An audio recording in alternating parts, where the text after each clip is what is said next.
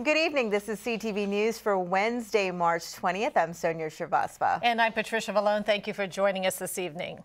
Well, a former Prince George's County police officer who is serving a 45-year sentence behind bars for shooting a furniture delivery man is seeking a new trial. CTV's Makia Turner is standing by in Upper Marlboro with the details. Well, it was the first day in the post-conviction hearing in the case of the former Prince George's County police officer Keith Washington, who was convicted back in 2008 on 2 counts of first-degree assault, 2 counts of handgun use, and involuntary manslaughter.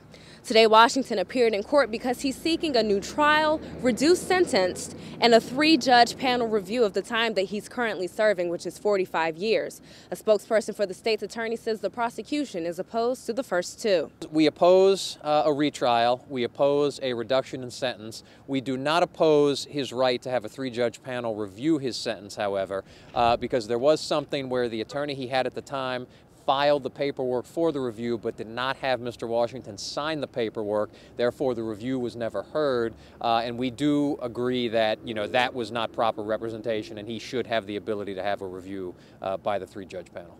Now, you may recall back in 2007 when 2 delivery men arrived to Washington's Accokeek home.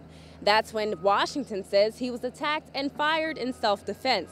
Brandon Clark was the first victim. He was fatally shot. And the second victim, Robert White, was wounded after being shot in the leg. Today, the defense brought in an expert and former Prince George's County police officer who was there at the time. And he voiced a number of concerns with events that he felt were inconsistent on record. Now, officials say that this case could last as long as next week. In Upper Marlboro, I'm Makia Turner, CTV News. And CTV will keep you up to date as more details unfold in this case.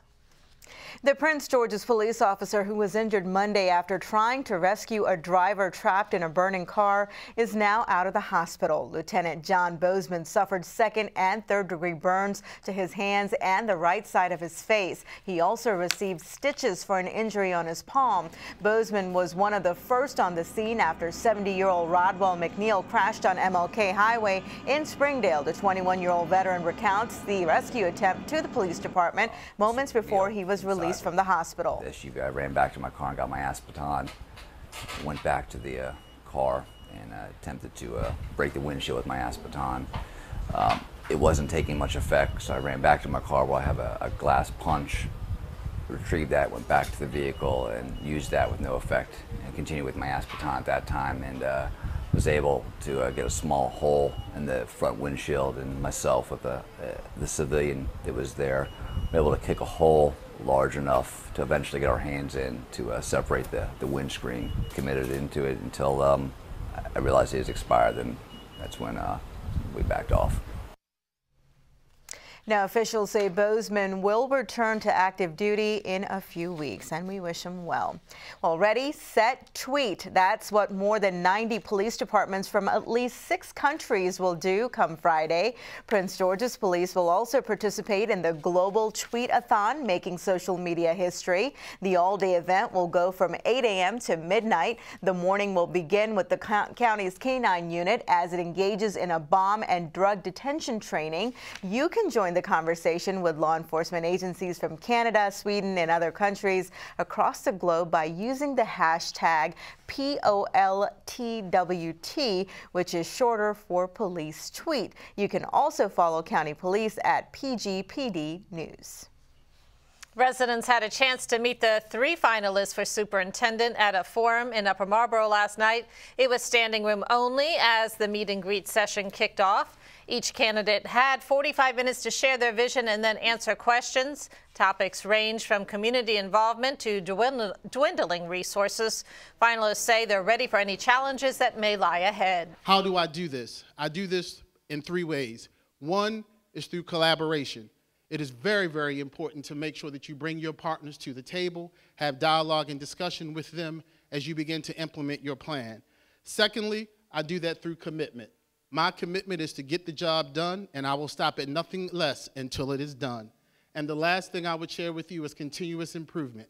There has to be a way for us to put processes and procedures in place to ensure that we reach the state of excellence. I visited 55 schools since September. I've met with at least 200 teachers and support staff and conducted student conversations with over 500 students. And for the principals who are in the audience tonight, you know that when I come in your building, I don't come to just do a walkthrough and a quick meet and greet. I try to spend the time engaged in conversations with staff and students because they tell the story. They help us to be better at what we do. I'm on my 4th superintendent in 3 years. So I know about change. I know about tumult.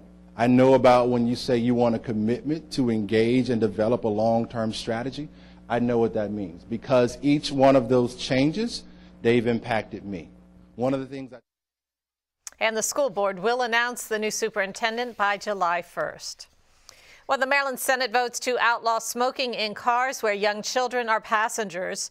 The Senate voted 27-20 today in favor of a bill that imposes a $50 fine on violators. Supporters say the health effects of secondhand smoke can be detrimental, particularly on young children in vehicles. The bill now moves to the House, where a similar measure died last year.